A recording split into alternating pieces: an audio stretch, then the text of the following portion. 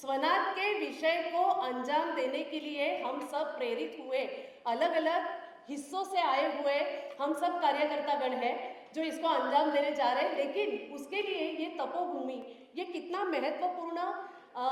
पहल हमारे लिए है। माननीय इस पूरी कुलगुरु ये विद्यापीठ की महिला विद्यापीठ को जिसने सबसे पहले तो माननीय स्वर्गीय भारत रत्न महर्षि कर्वे जी, जिन्होंने 1916 उस समय का ऐसा वातावरण था जहाँ पे स्त्रियों की बात, स्त्रियों का विषय ही अलग था, उन्होंने इतना प्रताड़ित किया गया, अपमानित किया गया, फिर भी परित्यक्त, विधवा, बाल विधवा, ये सभी जो प्रथाएं हैं, एक स्त्री पुरुष समानता का वो बहुत आदर्श प्रस्तुति करने वाले हमारे महर्षि जो बहुत विजनरी भारत रत्न ढोंडोकेशव कर्वे जी थे, जिन्होंने इसकी जो एक पाया, जो जिसे कहा जाता है ना कि एक सभी इसमें नींव रचनी बहुत ज़रूरी है, उन्होंने ये नींव इतने पहले रची है जिस समय स्त्रियों के बारे में बात करना भी मुश्किल था। ऐसे प्रांगण में आज हमें आने का मौका मिला है और हमारी जो वाइस चांसलर मैडम है professor doctor Ujjwala Chakradeo madam, जिन्होंने इस विषय के लिए यानी न सिर्फ स्त्रियों का विषय, ये स्त्री पुरुष समानता का ही एक विषय है जहाँ पर हमारे यहाँ क्रांतिकारों ने जो स्त्री पुरुष समानता का जो उदाहरण प्रस्तुत किया है उसे आगे लेकर जाकर हमारी महिलाओं को न सिर्फ शिक्षा का आधार देना, लेकिन सामाजिक, आर्थिक, बौद्धिक, सांस्कृतिक, आर्थिक सभी दृष्टिकोण से उनको सक्षम बनाना, और एक महिला ये समाज की निर्मित करती है। तो इसीलिए मुझे लगता है ये एक बहुत ऐतिहासिक पल हमारे स्वनाथ फाउंडेशन और हम सब कार्यरत हुए, हमारे जैसे बहुत से यहाँ के चाइल्ड राइटिस्ट आए हैं, उनके लिए ये एक बहुत मिसाल आज का दिन प्रस्तुत होने वाला है। इसलिए मैं हमारी जो कुलगुरु महोदया है, महिला विद्यापीठ की वाइस चांसलर सम्माननीय डॉक्टर उज्ज्वला चक्रदेव जी का भी मैं तहे दिल से स्वागत और अभिनंदन और धन्यवाद उनका कहना चाहती हूँ। उसके साथ साथ अभी मुझे पता चला है कि हमारी वर्णिका जी, डॉक्टर वर्णिका जी शर्मा, जो छत्तीसगढ़ राज्य की राज्य मंत्री का दर्जा उनको दिया गया है, ऐसी बाल आयोग की अध्यक्षा करके उनका यानी राज्य की बैरियर क्रॉस करके एक महाराष्ट्र राज्य में समृद्धता प्रस्तुत होने पर भी वो राज्य मंत्री का दर्जा को विचार उन्होंने किया नहीं। मेरे एक सिर्फ विजिट से उन्होंने ये विषय को समझा और उन्होंने कहा कि मैं आपके यहाँ आने वाली हूँ। उस समय ये भी तय नहीं था कि व्यासपीठ पे उनको रहना है या नहीं रहना है, लेकिन उन्होंने जिस तरीके से हमारा वहाँ पे स्वागत किया था, हमारे विषय को अंजाम देने के लिए छत्तीसगढ़ राज्य क्या कर सकता है, ये उन्होंने समझकर इस विषय के लिए यहाँ पे उनकी आज उपलब्धि, उनका यहाँ पे हमारे सामने ग्रेसियस उनका जो वेलकम हुआ है, मुझे लगता है कि हमारे लिए, स्वनाथ के लिए ये बहुत बड़ी उपलब्धि आपकी भी वजह से है। तो वर्णिका जी के बारे में तो बहुत कुछ बताया जा सकता है। उन्होंने बहुत सी बातें समाज में परिवर्तन के लिए, महिलाओं के लिए, बच्चों के लिए, पूरे सामाजिक स्तर पर उन्होंने परिवर्तन की दृष्टिकोण रखकर बहुत बड़ा काम कर रही है। फिर भी आज हमारे लिए समय लेके आई है और उनके साथ हमारे बाल आयोग के जो सेक्रेटरी है छत्तीसगढ़ राज्य के माननीय प्रतीक जी खरे जी, वो भी यहाँ पे पधारे, मैं आपका भी स्वागत करती हूँ। लेकिन मुझे लगता है कि यहाँ पे जो मेरे लिए मेंटर्स मेरे रहने वाले डॉक्टर दीपक वालोकर सर रहेंगे, बाविकर मैडम रहेगी, डॉक्टर वासंतीताई देशपांडे जिन्होंने मुझे पहली सीट एडॉप्शन की दी थी 28 साल पहले, और यहाँ पे माननीय वसुंधरा जी है, माननीय भारती राजगुरु मैडम है, और इनके साथ साथ यहाँ पे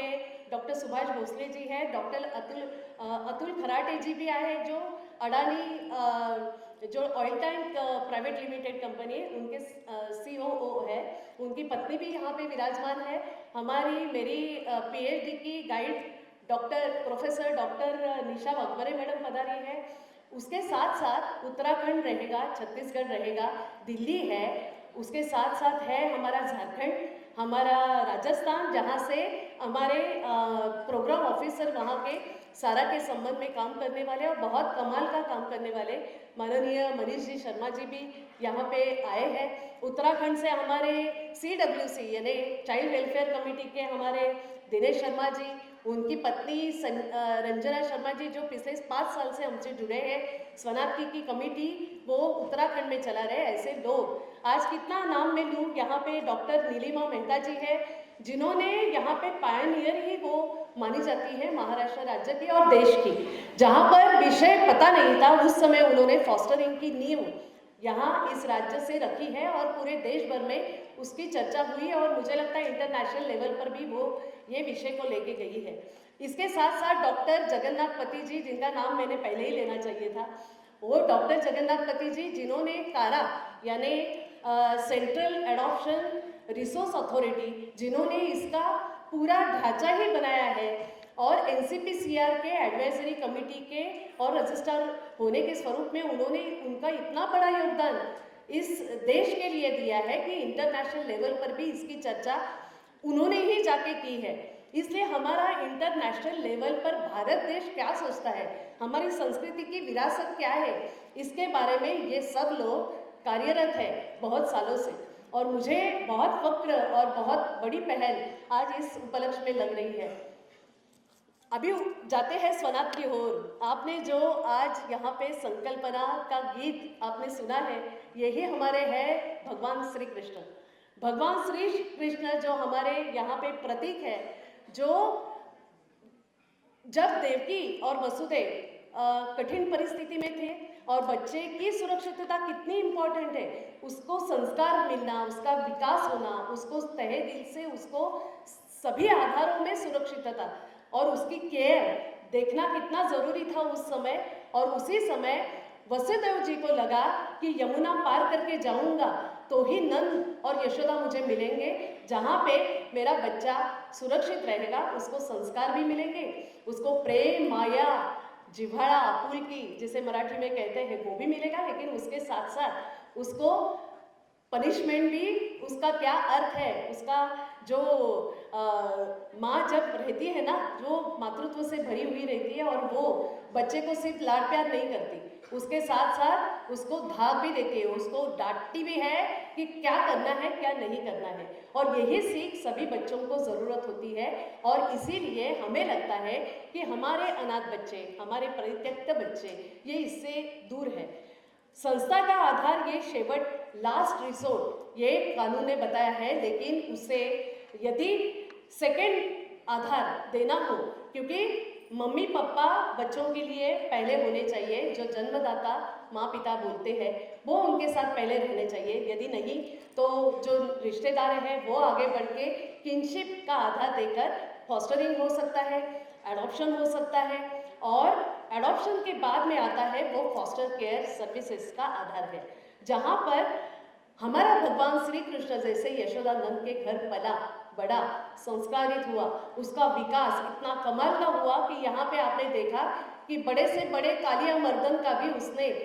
ऐसे कमाल का उसका पोटेंशियल था कि उसने उनका भी वर्क करके दिखाया। ऐसी कितनी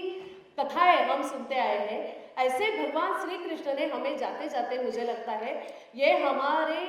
समाज के ऊपर ये एक संदेश देके गए हैं वो कि फॉस्टर केयर सर्विस ये ज़रूरतमंद बच्चों के लिए ज़रूरी है।